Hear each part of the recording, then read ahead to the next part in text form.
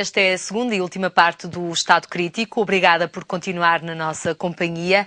Eduardo, continuamos a discussão do orçamento, mas agora mais ao nível da nossa região. Este orçamento já foi aprovado na sua generalidade. A especialidade pode trazer algumas mudanças, mas que impactos é que trará estas linhas gerais do orçamento para as regiões, fora de Lisboa e, sobretudo, na região norte? Muito bem. Antes de mais, dê-me só 20 segundinhos para eu dar luz ao meu livro, ao livro que trouxe hoje. Há aqui um artigo muito interessante, ele é uma compilação, aliás, de artigos de um economista, Cláudio Katz, que não é propriamente, mais uma vez, um perigoso ideólogo, que faz a comparação do bailout da Argentina e da Grécia, mostrando as similitudes que são muito maiores do que as diferenças, e as diferenças estão exatamente nos movimentos sociais. Portanto, é uma coisa que eu aconselho, até porque é um economista que já faz o balanço da Argentina e que prospectiva aquilo que muita gente já prospectiva há uns tempos atrás, relativamente ao que vai ser o futuro da Europa neste caminho que é profundamente problemático. No que diz respeito à região, eu acho que toda a gente percebeu duas coisas. Em primeiro lugar, o orçamento tem um cunho excessivamente centralista naquilo que diz respeito aos investimentos públicos. Não vale a pena muito estar a nomear, mas bastaria dar o exemplo dos investimentos na ferrovia para perceber como, e nos portos, para perceber como a lógica é centralista. E depois tem um segundo cunho centralista que eu não queria trazer muito para o debate, até porque ainda é previsional, portanto, para não estar aqui a levantar labelos onde eles possam ainda não ser muito evidentes, que diz respeito às intenções do Governo relativamente a uma série de equipamentos. Falámos já no exemplo do aeroporto, Francisco Sá Carneiro, ou seja, os portos, muita da ação prevista neste Orçamento de Estado, naquilo que são as perspectivas de funcionamento, de concessão, de financiamento de equipamentos descentralizados pelo país, encerram em si mesmo o mesmo problema centralista do próprio orçamento. E depois há um outro aspecto que eu acho que vale a pena ter nota. Nós tivemos alguns exemplos e pela Europa isto faz-se muito. Em Espanha, por exemplo, mesmo num tempo difícil de crise, o orçamento para 2013 foi muito apresentado nesta base, que é a base da discriminação positiva, não num conceito vago e pouco concretizável, mas no sentido de reconhecer que o país é um país, embora pequenino, é um país que está neste momento não a duas, mas a mais do que duas velocidades, e o orçamento tem que repercutir esta dimensão de discriminação positiva sobre os territórios mais desfavorecidos. E, de facto, a região norte aí apresenta-se como particularmente importante. Repare que a região norte já ultrapassou, do ponto de vista dos indicadores de rendimento médio per capita, já ultrapassou as fragilidades do Alentejo e só é superada pelos Açores. Sabendo nós o que é que significa o rendimento médio dos Açores e como é que ele é composto e, portanto, como é uma comparação abusiva. No continente, até o Alentejo já ultrapassou a região norte do ponto de vista dos indicadores médios per capita e depois a distância que nos separa de Lisboa e Val do Tejo, no que diz respeito aos indicadores, eu nem falo de investimento do Estado, mas no que diz respeito aos indicadores de rendimento, é qualquer coisa de absolutamente assustador. E podíamos ficar aqui num debate que isto é o produto da crise e, portanto, mais dia menos dia, resolvendo-se a crise, resolve-se isto também. Mas não é. Porque somando a esta debilidade estrutural, há um conjunto de indicadores que cumulativamente mostram que nós corremos sérios riscos na região de ir bem para lá da ultrapassagem da crise, que tem que ver com indicadores de desqualificação, indicadores de envelhecimento demográfico, que era coisa que a região norte não vivia.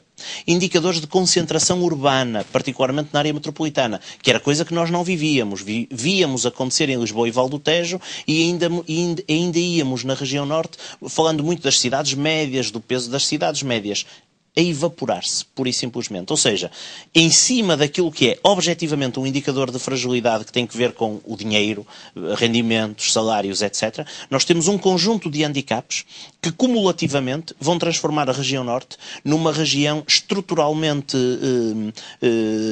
debilitada e duradouramente debilitada, já nem apenas no contexto europeu, mas em concreto em Portugal, no contexto nacional, colocando-a na cauda do país no que diz respeito às políticas de desenvolvimento. Aqui o orçamento poderia ter ido mais longe, do meu ponto de vista, mobilizando aquilo que é o critério abstrato, se quiser até ideológico, da discriminação positiva, que está completamente ausente do próprio orçamento. Francisco, quando é que a região norte, aliás, acabou por, ou acaba por perder a pujança industrial que tinha? A região norte perdeu pujança já há muitos anos, não foi agora com esta crise. Infelizmente, a região norte, depois de um período de relativo sucesso nos anos 80, virou para um modelo errado.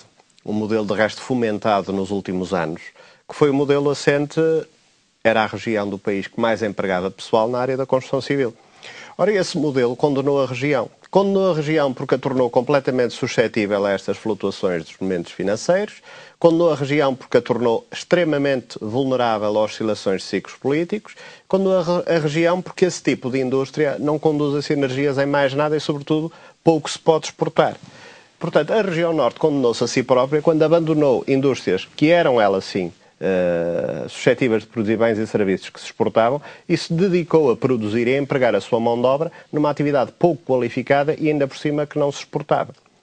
A culpa não é de ninguém, cada um fez as suas contas e tomou as suas opções. Agora, realmente, de um ponto de vista superior, de um ponto de vista de governação do país, assentar o desenvolvimento de um país num triângulo em que era o governo, a banca e a construção civil, isto nunca produziu prosperidade em lado nenhum, pelo contrário, produziu bolhas imobiliárias, aí sim, nos países europeus e outros, onde é que estiveram os nossos decisores, os agentes políticos, quando o país estava sobre essas bases? Estavam completamente embevecidos por este modelo. Falou há bocado nas PPPs, mas realmente as PPPs que nos condenaram foram as PPPs do betão, foram as das autoestradas. Algumas claro, muito antigas, lá na Luz ao Ponto, mas são poucas. As mais recentes e, sobretudo, as negociações mais ruinosas são as atuais. E essas sim representam milhares de milhões de euros para a frente. As PPPs da saúde terão os seus defeitos, os seus problemas, mas os atores nessa área sofrem o mesmo que os interventores públicos. Nessa área não houve proteção relativamente a riscos. As rodoviárias, isso sim, recebem e recebem com rentabilidade garantida, quer se passe lá, quer não se pague. E aquilo que temos que perguntar é, então é constitucional ou passa, depois de 2 ou 3 revisões, tirarem 2 subsídios ao funcionário público? E não se pode rasgar aquilo. Eu gostaria de rasgar aquilo, mas diz-me quem já estudou o assunto que infelizmente não se pode nacionalizar, não se pode rasgar, e aqui eu queria fazer a ponto com uma coisa importante, que é, se calhar muitas outras coisas eram possíveis, não fora Portugal um pequeno país, muito isolado, na periferia da Europa. Com certeza que este tipo de ataque logo de início, há 2 anos atrás, não teria tido as repercussões que teve, não fosse Portugal, a Irlanda e a Grécia, pequenos países da periferia. Nós sozinhos é fantástica a figura de que vamos rasgar os acordos, vamos deixar de pagar, vamos deixar de fazer e vamos bater o pé à senhora Merkel. Pelo amor de Deus, nós somos pequenos demais para isso. Nós precisamos, isso sim, concordo, de uma solução europeia. Precisamos, isso sim, de ter uma única voz, uma única forma de resolver. Se a forma de resolver é reestruturar a dívida, entendo aí perdão de dívida, é ligar a impressora, imprimimos notas para pagar a parte da dívida com essas notas, acho essas ideias ótimas. Assim, sejam elas implementáveis. Nós, por nossa parte, livre iniciativa, o pequenino, rasgar os contratos, dizer agora, fica à espera que liguem a impressora, isso nunca vai resultar e só vai funcionar em desfavor contra nós. Se uma liga de países, onde França, por exemplo, esteja incluída, conseguir negociar um pacote de soluções em que se perdoa 20% da dívida, em que o Banco Europeu de Investimento e os outros bancos todos perdoam 20% da dívida, fantástico. Sou dos primeiros a aplaudir. Só que essa solução não existe, eles nunca a vão pôr em cima da mesa. E mesmo no caso grego, aquilo é absolutamente in extremis e os gregos, esses, mas, se nós temos dúvidas... Se pedir um resgate, acha que não há argumentos suficientes para, pelo menos, aí não estamos mal, porque nós podemos ir atrás das condições de outros países. Este acordo, que é mau, é péssimo, eu gostaria de não o ter, mas foi negociado pelo governo anterior com uma taxa de juros de 5%. Por força de revisões que se foram fazendo, entretanto, também por causa do caso espanhol, a taxa de juros já vai em 3,3%. É evidente que quando um país negocia condições mais benéficas, nós podemos ir atrás. E Espanha é diferente. A Espanha é 5 vezes maior do que nós. A Espanha tem outra capacidade negocial que nós não temos. Fará parte do tal grupo de países europeus em que temos interesse em negociar uma posição comum para arranjar uma solução que nos dê, que nos prestigie um bocadinho mais, que nos defenda um bocadinho mais, porque para já nós temos a solução do país que perdeu a independência. E já agora, deixe-me falar um bocadinho da região. O melhor que podemos fazer pela região, já que o modelo económico anterior não serve e oxalá seja em definitivo abandonado, é um modelo que nos faz retornar àquilo que foi a raiz do nosso sucesso, que é a indústria exportadora. Há aí a questão do turismo, fantástico, mas mesmo nos sítios mais turísticos do mundo, o turismo representa 10 a 15% da atividade. Portanto, o que é que vamos fazer com o resto? Com o resto vamos fazer ciência, vamos fazer inovação, mais alguma percentagem, mas o essencial será indústria. E E nessa altura, e a propósito do que há bocado diziam de Estado Social, são 30 segundos para dizer, o nosso Estado Social não tem mal nenhum. Para as verbas que consome, muito menos que os Estados Unidos, devolve resultados muito melhores. O nosso Estado Social é ótimo. Infelizmente, o nosso PIB atingiu níveis tais que nem este está a ser possível, pelo menos neste ano e no próximo, de pagar completamente. Mas oxalá se mantenha, estou cá para me bater e para defender justamente isso. Agora, o PIB tem de crescer rapidamente para podermos acomodar esse Estado Social e tudo mais. E para podermos criar o tal emprego exportador na região norte. Como é que a gente pode atuar e porque é que o orçamento não tem lá nada para discriminar positivamente? Precisamente porque o orçamento não tem verbas para discriminar positivamente. Só tem verbas para discriminar negativamente. Positivamente não há dinheiro para distribuir. E, portanto, aquilo que pode fazer são medidas soft, medidas de acertos de legislação. São a desburocratização, é a alteração ao Código de Insolvências, é a responsabilização das empresas, libertando-as de pedir inicialmente um conjunto de 20, 30, 50 licenças para funcionar. Podem funcionar, comprometem-se, isso sim, a verificar as condições e depois são auditadas e fecham e pagam multa se não as verificavam afinal. Portanto, há um conjunto de medidas para acelerar a implementação e aquilo que dizia há bocado o Dr. Hilda Figueiredo de perdoar às empresas alguma segurança social quando se empregam pessoas. Eu percebo que se possa querer discriminar pelo tamanho da instituição, mas também são essas que mais gente empregam. E, por outro lado, trata-se, isso sim, de baixar os custos do trabalho, baixar a TSU, baixar os custos que as empresas têm ao empregar uma pessoa. Portanto, será preferível perdoar alguma segurança social do que pagar subsídio de desemprego, por outro lado, essa pessoa. Pelo menos está a trabalhar. O Estado não recebe por ali, mas também não está a pagar subsídio de desemprego, por outro lado. Portanto, tudo o que sejam medidas de apoio ao desemprego e ao emprego, por via do crescimento económico, são positivas. Vão beneficiar tanto Lisboa como o Algarve como o Norte. Nesta altura não há nada para discriminar positivamente, a não ser defender, e acho isso bem, as nossas âncoras regionais, a âncora do Porto, a âncora do aeroporto, a âncora das vias ferroviárias, a âncora do metro. São tudo âncoras importantes para o nosso desenvolvimento e cá estaremos para falar projeto a projeto de cada uma delas. Delfina, dá-me licença só de 20 segundos, 20, para não quero... Exatamente. Só para clarificar um aspecto que eu próprio referi e que não quero deixar sobre ele dúvidas. A questão das PPPs tem que ser, não pode ficar por meias palavras, tem que ser dita de uma forma muito clara. Aquilo que é mau negócio tem que ser revisto. E o Dr. Ribeiro Castro falou das nacionalizações de muitas das PPPs e ele não é um esquerdista radical. Portanto, tem que ser revisto e pode ser revisto. Agora temos é que pôr o nome às coisas. Há uma parte das PPPs que não tem nada a ver com contratos mal feitos, tem que ver com corrupção. Isso resolve-se na justiça. E, portanto, não misturemos a criança com a água de banho, como se costuma dizer. E só uma outra nota relativamente ao perdão da dívida. É que eu não defenderia o perdão da dívida como princípio, porque nós não somos os coitadinhos. Se nós somos vítimas de um processo errado, não é perdoando a dívida que resolvemos o problema. É por o BCE fazer aquilo que a Reserva Federal Americana faz, por exemplo, para salvar o dólar e para manter os Estados Unidos, que têm um nível de dívida que não tem nada a ver com nenhum país da Europa, nem com a Europa toda junta. Foi que nós não temos capacidade para requerer isso. O problema é que não temos tido voz. Não temos tido voz. Capacidade de voz. Pois. João, primeiro a parte das PPPs, não sei se não, duas questões muito breves, 30 segundos para cada uma. Um é relativamente a este último ponto e que também falou da questão do possível perdão de dívida ou de uma solução europeia, todas essas questões. Eu isso aí acho que também se deve pôr essa questão muito logo em pratos limpos. Eu pessoalmente acho que nós nem sequer devemos falar nisso. Eu pessoalmente sou contra tanto a questão do perdão da dívida como a questão da solução europeia. Isto porquê? Porque deve ser Portugal enquanto nação e devem ser os portugueses que devem conseguir criar bases sustentáveis para o futuro. E as bases sustentáveis para o futuro não são, de certeza, como nós estamos agora aqui a tratar, de fazer dívida para pagar dívida e de viver com dívida. E eu acho que isso não é o que nós temos que fazer e, portanto, estamos a trabalhar nesse sentido. Segundo ponto, muito mais breve, que é a questão das PPP, e eu conheço muito bem o modelo, o processo de formação de uma PPP e os modelos de financiamento, os modelos de remuneração, sei muito bem como é que essa questão funciona.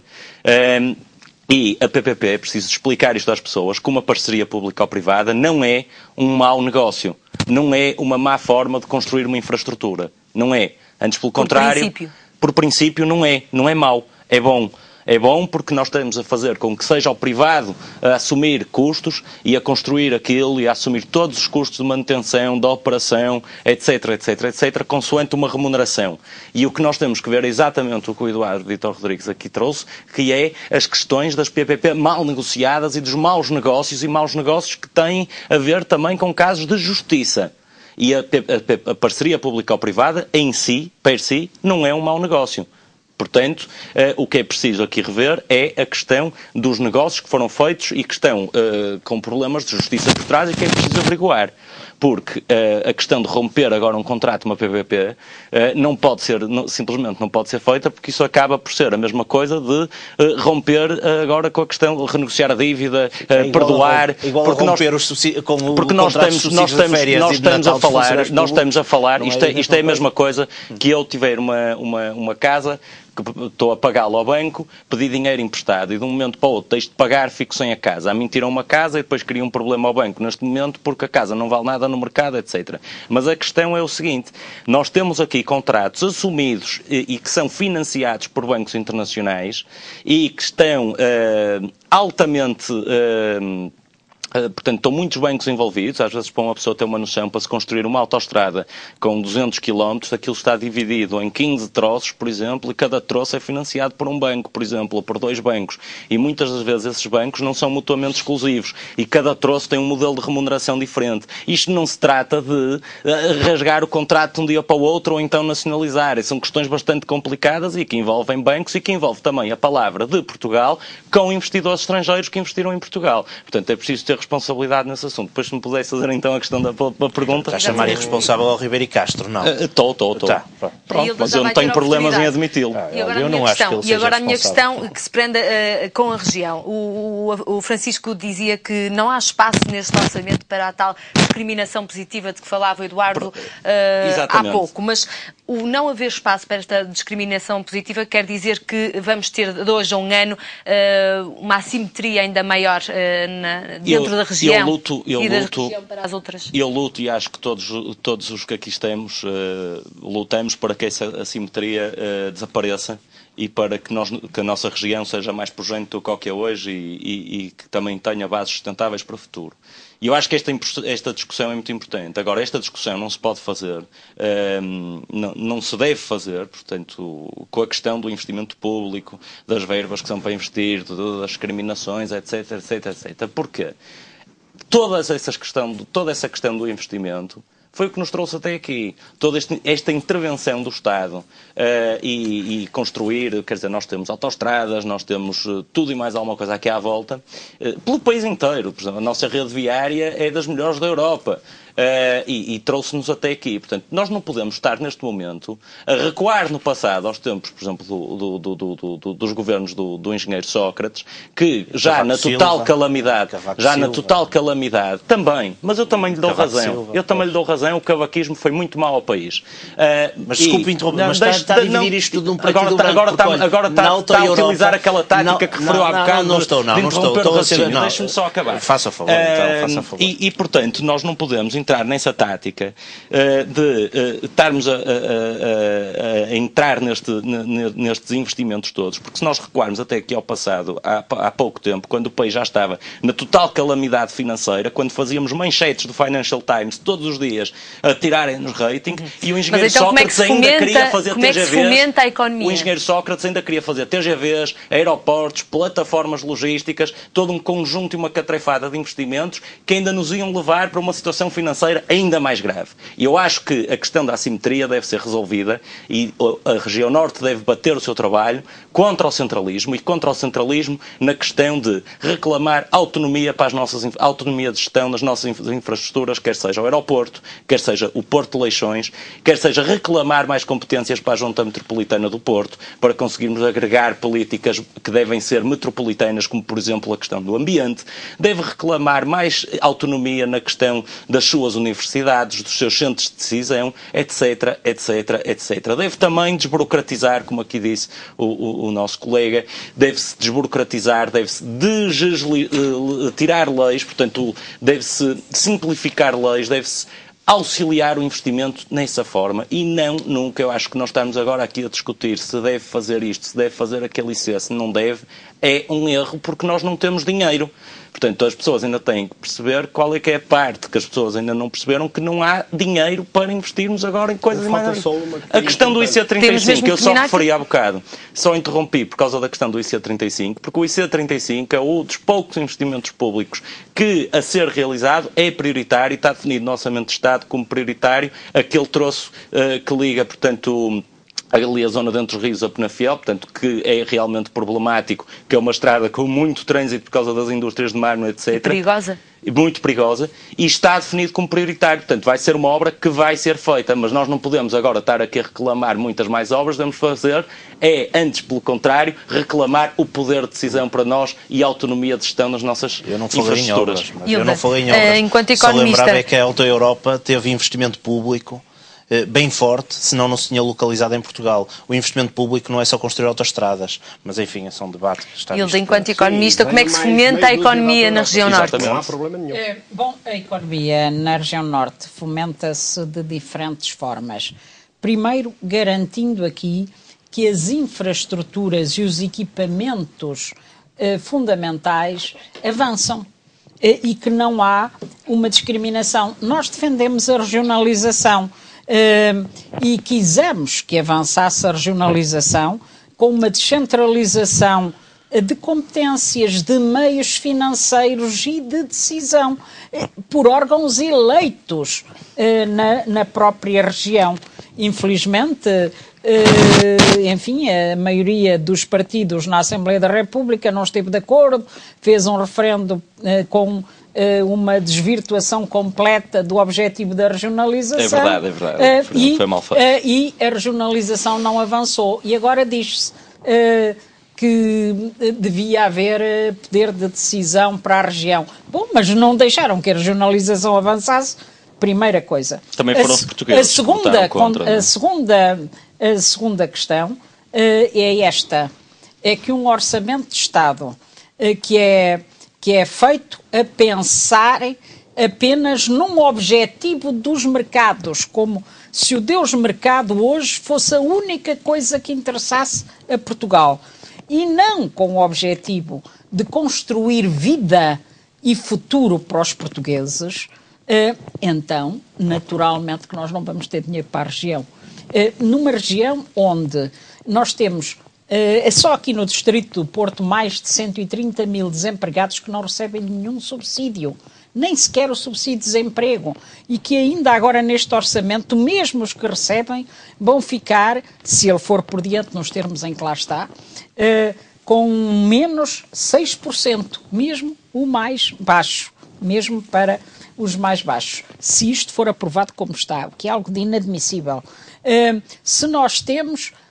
na região, como aliás no país, neste caso, e em todo o Norte, uma ida para o estrangeiro dos nossos jovens que estão a ser formados, em quem se investiu, porque não têm solução em Portugal. Aliás, o governo mandou-os para o estrangeiro, criou um problema terrível. Hoje mesmo, uma associação francesa de imigrantes portugueses em França chamava a atenção que estão cada vez mais a chegar lá jovens, e as estatísticas hoje divulgadas dizem que aumentou 45% entre o início do ano até setembro, 45% relativamente ao ano anterior, e que estão a chegar à França. Eu estive na Suíça o ano passado e queixaram-se do mesmo várias organizações portuguesas lá, de que não mandassem para lá os jovens de qualquer maneira, jovens e menos jovens, em alguns casos famílias inteiras, chegam lá, não encontram emprego, nem encontram casa, e hoje estão a viver nas ruas, na maior miséria. E isto é algo de muito grave. Ora, uma região com este orçamento de Estado e com um governo a incentivar esta saída, uma autêntica sangria do que temos de melhor no país. O que nós temos de melhor são as pessoas. E designadamente estes jovens que se formaram com o nosso dinheiro português e que agora vão servir de mão de obra barata para outros aproveitarem, e mesmo assim, infelizmente, alguns nem isso aproveitam. Então como é que se pode fomentar a economia aqui na região norte? Na região norte também, incluindo no Distrito do Porto, nós temos uma falta muito grande, por exemplo, de equipamentos sociais inferior à média nacional, desde apoio para a infância, para a terceira idade, os mais diversos. eu não estou de acordo que a construção civil não é uma solução. A construção civil, se não for apenas, enfim, para fomentar o negócio que fomentou, mas se for para construir obras que são essenciais na área da saúde, eu já aqui falei de alguns hospitais que são essenciais para a região, que foram prometidos anos atrás de anos, como o de Gaia, como de Póvoa Vila do Conde, etc. Centros de saúde, escolas, andou o parque, aquela empresa do parque escolar, não é? Bom, hoje há algumas... Sim, eu estou à vontade, porque eu no meu partido não esteve a favor disso. Sim, sim, mas foi a empresa da festa. Não esteve... Foi mais uma. Ouça, não esteve a favor disso, mas eu estou a falar de uma outra questão, que é, temos escolas a funcionar em péssimas condições, precisam de obras para melhorar as condições. Mais obras.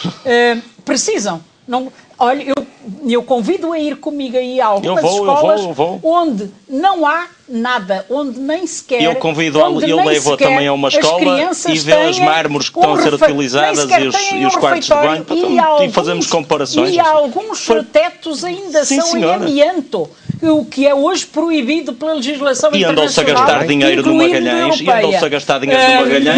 escolas sem aquecimento. Mas agora deixe-me concluir, se faz favor, nunca o interrompi. Registe isso. E ainda não fiz uma intervenção em que não me interrompesse. Consigo. Portanto, peço que me deixe concluir sem interrupção. E a última nota é esta. Nós chamamos a atenção, eu própria era deputada no Parlamento Europeu e denunciei-o muitas vezes, que as medidas que estavam a aprovar no âmbito internacional, do comércio internacional, que levaram à destruição do acordo multifibras, que levaram à invasão da Europa, e designadamente de Portugal, dos têxteis do Paquistão, da China, da Índia, etc., iam ter consequências muito graves sobre a indústria têxtil e vestuária em Portugal. Mas a Europa devia ter sido mais protecionista da sua economia. E Portugal devia ter levantado a sua voz de uma forma muito mais firme, ou em relação às pescas, ou em relação à agricultura e em relação à indústria. E não o fizeram. Muitas vezes senti-me sozinha, eu e o meu partido, naquele Parlamento Europeu, a chamar a atenção, a denunciar, a dizer: vocês estão a destruir a economia do meu país. E, infelizmente, isso deu-se. E agora nós dizemos: é preciso voltar atrás. É preciso que se volte a investir na produção, na agricultura, nas pescas, na indústria. São setores fundamentais para o desenvolvimento do país. Mas isso implica apoio às pequenas e médias empresas, isso implica que haja uma outra política também no plano externo, de defesa de interesses nacionais acima de tudo, e não de prioridade para ir aos mercados, mas sim de prioridade para defender o desenvolvimento e o progresso de Portugal. Portanto, uma ruptura completa com este pacto de agressão de que Portugal está a ser vítima, porque sem isso a região não tem futuro. E tem que ter. Eduardo, ia fazer aí uma chega. É uma chega muito rápida e que tem que ver com a questão da discriminação positiva. E eu percebo que em momentos de crise, enfim, de dificuldades económicas, haja ou não intervenção externa, a questão é sempre muito mais problemática do que em momentos de maior folga orçamental. Mas não é verdade que o orçamento não tenha discriminação positiva. Olhe, por exemplo, discriminou positivamente Lisboa na construção do Hospital Todos os Santos relativamente ao Hospital de Gaia. Discriminou, por exemplo, a Metro do Porto e a STCP relativamente à Metro e à Carris. E na economia também discriminou as empresas que vão passar a pagar 10% apenas de TSU, desde que tenham um volume de negócios acima de 3 milhões ou 4 milhões de euros. Portanto, é possível que haja discriminação positiva mesmo em tempos de crise. E essa coisa também que me parece desagradável, mesmo para as populações do interior, esse combate às estradas, parece que as estradas são o nosso grande problema. Eu devo lembrar aquele conceito que foi inventado na segunda metade dos anos 80 pelo professor Cavaco Silva, que era o conceito de déficit virtuoso. Foi um conceito que os os próprios economistas tiveram dificuldade em perceber, e que ele explicava como sendo um conceito que levava, por via de um aumento do déficit, levava a melhores condições de mobilidade, de infraestruturação do território, ao interior do país. Portanto, esta questão também tem que ser um bocadinho, porque senão nós estamos aqui a fazer uma espécie de autotortura, quando uma boa parte das nossas opções foram corretas. Aquelas que não tiveram corrupção à mistura foram corretas. Agora, depois não consegue ter o IRS dos portugueses a pagar subsídios de emprego, pensões e depois a pagar BPNs, a pagar negócios estranhos que conhecemos muito bem e que a Justiça até parece que tem dificuldade em livrar-se deles, para o bem e para o mal. Portanto, esse é que é o problema, é que o financiamento do Estado Social está comprometido por coisas que não têm nada a ver com o Estado Social. E esta dose de ataque ao Estado Social e às infraestruturas, eu fico muito contente se me disserem que Portugal tem das boas escolas, tirando os exageros, toda a gente ia ver, mas esta coisa que está a criar a anedota dos exageros da parque escolar é uma autotortura que não faz sentido. E eu prefiro ter escolas com algum mármore do que ter barracos a cair de... Agora, percebo que alguns olhem para as escolas boas do país como um problema, porque enquanto o ensino público tiver boas escolas, os estudantes das boas escolas não vão para o privado. E o Magalhães, por acaso, ao contrário do que diz, houve já avaliação internacional e a solução foi muito bem vista. Ainda há escolas que tiveram alunos sem aquecimento e estávamos a investir no Magalhães. Sim, mas se você pensar nisso, não comprará um fato novo enquanto tiver um português pobre. Não pode pensar assim e sabe que na gestão pública não se faz isso. Eu achar que se deve fazer. Sim, agora, com a questão da gestão dos dinheiros públicos é que a coisa é diferente. Sem ajudas do Orçamento do Estado, como é que a região pode sair deste estado quase de emergência social? Eu já lhe respondi a isso. Eu acho, primeiro, que se tem que haver gestão, autonomia de gestão das nossas infraestruturas. Isso é fundamental porque tanto o aeroporto como o Porto de Leixões facilitam negócios, ajudam as empresas exportadoras, trazem negócios, trazem gente, etc. Tem que haver um aumento de competências também na gestão da Junta Metropolitana do Porto, por forma a conseguirmos avançar no sentido de haver políticas integradas nos diferentes municípios, que não pode ser possível que cada município... Mas o que é que o Norte deve produzir? O que é que o Norte deve exportar e como deve exportar? Não sou eu, nem é nenhum político que diz o que é que cada empresa deve fazer. Quem faz isso... O poder político pelo menos dá orientações. Não, eu sou totalmente contra isso. A política eu enquanto político não quero dizer às pessoas, e é isso que me diferencia muito é o que me diferencia totalmente da esquerda. Eu sou contra economias planificadas, acho que isso não faz sentido nenhum. Não tem que ser o governo que diz no restaurante ou no café o que é que eu devo vender, que tipo de café, se o senhor agora só pode vender café do Brasil. Não é assim. O que eu acho é que cada empresário, cada empresa define a sua estratégia, define o que é que quer vender e, portanto, acho que não devemos estar agora aqui na ideia de dizer... que há setores estratégicos de região para região. Quem decide... Pronto, e esse setor estratégico, quem faz que aquilo seja estratégico, são as pessoas que arriscam, que empreendem, que criam empresas e que fazem com que essas mesmas empresas transformem aquele setor num setor estratégico. Não é de certeza ao governo que decide, bem, agora a grande indústria de fileira é esta e, portanto, é nisto que temos que investir. Portanto, a Canada, a questão do Magalhães, também foi uma indústria estratégica que decidimos dar um negócio, como foi o negócio do Magalhães, à JP Sacouto e que quintuplicou a sua faturação num ano. Pronto, eu não considero que agora tem que ser o governo que diz, bem, a indústria estratégica é o têxtil, ou a indústria estratégica é o calçado, ou a indústria estratégica é o papel, ou a indústria estratégica são as energias renováveis, porque isso em geral por trás, essa elevação à indústria estratégica, ou essa elevação à fileira nacional, traz por trás muitas rendas, muitos subsídios e muitas outras coisas. Quem decide o que é estratégico ou não são os empresários, são as pessoas que empreendem, são as pessoas que vão arriscar o seu dinheiro e o seu tempo a construir o seu negócio. E, portanto, o que eu acho é que nós temos que dar autonomia de gestão, temos que não deixar que saiam competências da região, porque são as competências que criam as condições para que seja possível prosperar. E não vai ser possível prosperar enquanto as nossas decisões, quer ao nível do aeroporto, do Porto de Leixões, de questões do metro do Porto e outras, enquanto essas decisões forem tomadas no Terreiro do Paço. Essas decisões não podem ser tomadas no Terreiro do Paço. Assim como também não pode ser há decisões decisões que não podem ser tomadas Câmara a Câmara, como, por exemplo, decisões ligadas à política do ambiente, que são fundamentais para a qualidade de vida dos municípios e que, no meu entendimento, devem ser políticas a nível metropolitano e integradas entre autarquias. E o que é que os decisores da região estão a fazer no sentido, por exemplo, da autonomia do aeroporto, Felizmente temos vindo a ver os políticos, os presidentes de Câmara, as diferentes forças partidárias a reivindicar assembleias municipais, tudo, a reivindicar a autonomia de gestão de todas essas infraestruturas. Eu temo, e aí é que é muito importante haver discussão e haver responsabilidade de todos os partidos, está-se a ver isso a nível local, espero que também haja a nível nacional, que haja essa mesma reivindicação, e isso é uma coisa que pode ser muito importante e que deve ser discutida no Orçamento de Estado e depois nas propostas de privatização, por exemplo, da ANA, que o caderno de encargos tem que ser definido. É um decreto-lei que tem que ser definido na Assembleia da República e, obviamente, que todos os deputados poderiam fazer esse trabalho.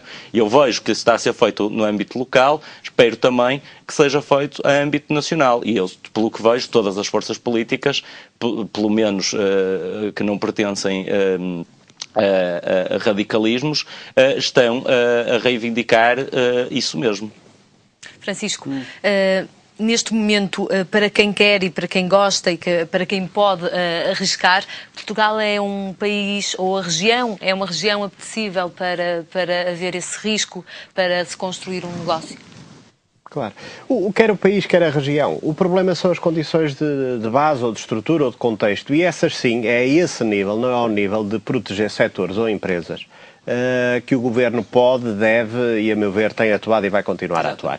É ao nível da desburocratização, de diminuir os custos de contexto. É a questão da reforma da Justiça, prometendo a quem cá vem, quando tiver um problema, o tem resolvido no tempo que merece ser resolvido. É o problema de pagar a tempo e horas. Porque a partir do momento, uma vez mais, em que o Estado é metade da economia, o Estado dá os exemplos e os sinais todos. O Estado começou, e bem, por exemplo, mantendo na área da saúde, a pagar as dívidas aos fornecedores. E por todo o Estado, obrigando-se a pagar a 3 meses. Isto não era assim de antes? Não, não era assim antes. Isto passou a ser, e depois da troca ir embora, vai continuar a ser. É uma regra de bom senso, de higiene, que infelizmente tem de ser posta por força da lei. E isto a funcionar é muito. Isto significa que vai entrar sangue no sistema circulatório da economia. Isto significa que não há dinheiro que está parado num balanço e que nunca mais durante anos vai sair dali. Significa que é dinheiro que está a chegar aos fornecedores. E os fornecedores, esses sim, são empreendedores, são microempresas, são pequenos investidores que vão poder continuar a assistir, universidades, câmaras, hospitais, grandes empresas, porque já têm dinheiro para funcionar, para circular. A medida do IVA na hora para os pequenos negócios, o IVA de caixa, é fundamental. As pessoas tinham que adiantar e depois estavam um ano à espera e, entretanto, tinham entregue o IVA. Isso é dramático. Ora, felizmente, em boa hora, isso já foi resolvido, era uma promessa do Governo, já está resolvido e, pelo menos, os pequenos negócios... Na lei, mas não na prática. Sim, chegará à prática no próximo ano. E uma contrapartida vergonhosa. Já lá vamos, já lá vamos. Agora, não foi essa a promessa. O ponto a seguir é que, uma vez mais, não devem ser defendidas de maneira alguma as empresas do regime. O regime não pode ter nem setores nem empresas que escolheu apadrinhar. Primeiro, porque não as pode apadrinhar todas. Portanto, há umas que vão ficar de fora. É injusto. Segundo, porque sistematicamente as empresas apadrinhadas por acaso têm a sua sede em Lisboa. E aqui em defesa da região e do Norte, isto de apadrinhar setores e empresas é algo que ninguém na Norte deve defender, porque deve perceber que mais tarde ou mais cedo o feitiço se vira contra si e o benefício há de ficar em Lisboa. Portanto, aquilo que devemos defender é um sistema transparente, de igualdade de oportunidades, em que vence o melhor e em que, se há alguma coisa que o Estado para distribuir, que seja distribuído irmamente por todas. Porque no dia em que dissermos pode haver regras de distribuição especiais, elas vão cair, maioritariamente em Lisboa. Eu não vou citar setores, mas toda a gente conhece. Pronto, as telecomunicações, a banca, os transportes, sistematicamente, quando trata de dizer podemos discriminar, podemos escolher, podemos dirigir, podemos selecionar, porque Espanha também ajuda as suas empresas e muito bem, mas em Espanha há autonomias, que depois também dão a mão às empresas locais. Cá não há. E, portanto, aquilo de que não devemos prescindir é de um sistema equitativo em que não queremos benefícios para nós, que é para estarmos à vontade para criticar no dia em que forem distribuídos a outros. Eu agradeço os 4 a presença neste Estado Crítico. Obrigado. O Estado Crítico regressa de hoje a 8 dias, a partir das 22 horas. Até lá.